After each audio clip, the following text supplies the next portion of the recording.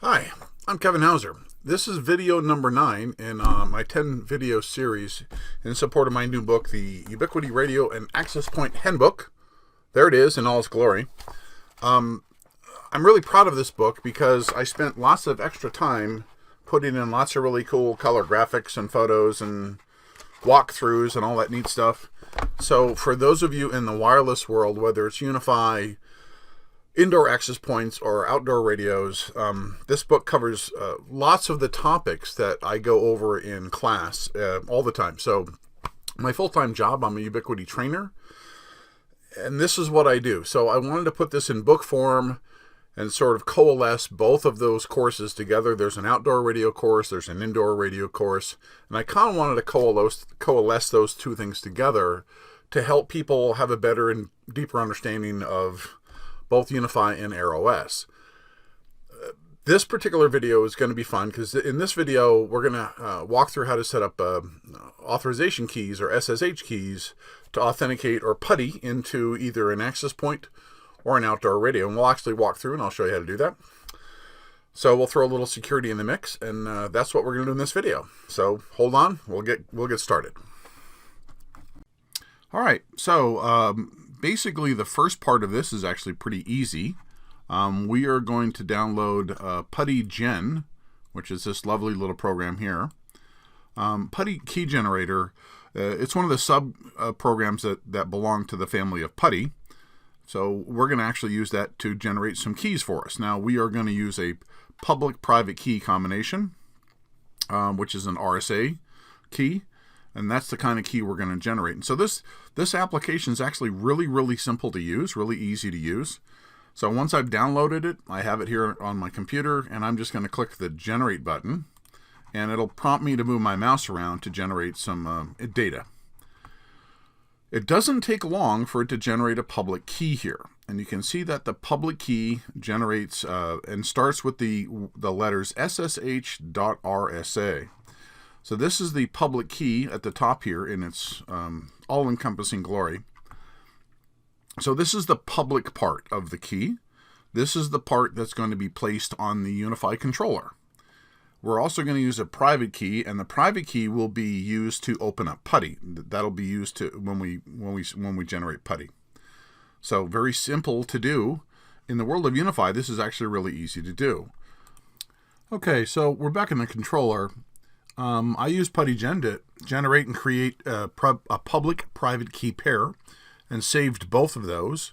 The public key is going to go onto the controller here, and the private key will be entered into a PuTTY window so we can perform our authentication. So to add the key, it's really straightforward.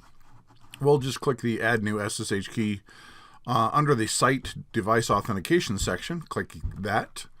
You're going to give this a name. I'll just call this one Pub1. That's fine.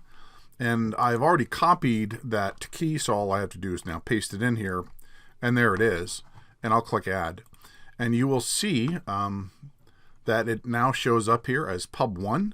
And I will apply that change.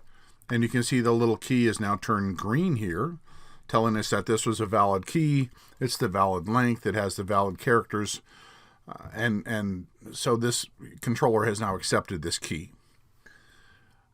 You can do exactly the same thing in the radio that we talked about, and I'll show you that in a minute. But you can do the same thing in the AirOS. You can go and you can add a key in, and you're adding the public key. Okay, so for the next part, we'll actually open up PuTTY. And in PuTTY, I'm going to go ahead and run that. And in PuTTY, I'm going to put in the address of a device I have on my network. Let's take a switch. We'll do that. And basically all you have to do is put in the address of the device here. And under connection on the left-hand side, you'll expand SSH. You'll highlight authentication portion, and you'll browse for the public key the private key that you're going to place in here. And I think I just left it on my desktop. Probably something well named like public or private. There we go, private key. So here's the key, and all I have to do is click open, and the procedure's finished. I have to put in my credentials as the admin of this particular controller. So the admin here is Kevin. I'll enter that in, and I'll just hit enter, and you can see that it already has authenticated me with that public key. So this is actually my UniFi switch. So this is a very important thing to do to ramp up the security on your internal network. And you can create as many of these keys as you wish. You can keep adding them, and you can have a different one for whatever occasion or for whatever user you want to have. Okay, so give me a second and we'll be right back. Okay, so I've opened up my AirOS operating system on my outdoor radio, and I've navigated here to the services area, and you can see that the SSH server is already selected by default, and on the right hand side we can see authorized keys. I'm going to go ahead and click edit here, and you'll notice it says public key, import public key file. What you're going to have to do when you generate that file in PuTTyGen, copy it to a blank text file, like to a notepad file, because you can't copy and paste the file in here. It has to actually be in a file. So because I've stuck it on my desktop, I can go ahead and grab that, and I think I called it AirOS, and click open, and there it is. So once that's done, I can go ahead and click OK, and then I'll go ahead and save those changes. And that's all I have to do on the SSH side for the radio. So the last part, again, you would have to navigate back to PuTTY, enter in the private key, the address of the radio, the very next time you PuTTY into this thing or terminal into this thing, and you would see the result, and you would see that key show up. All right, good. Okay, well, that was not too painful. Again, here's what we kind of did. We used PuTTyGen to generate a key pair, public and private key. The public key goes in the controller. The private key goes on your laptop, on your flash drive, in some private place.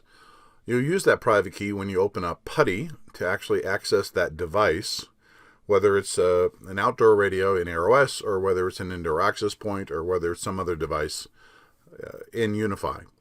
Pretty straightforward, not hard to do. I recommend that you do this type of thing. You need some basic level of security in UniFi and AirOS, and this does help provide that, and it's a very robust key. Just keep the private key private, and you'll be okay. Thanks for watching. Hope to see you next time. Thank you very much.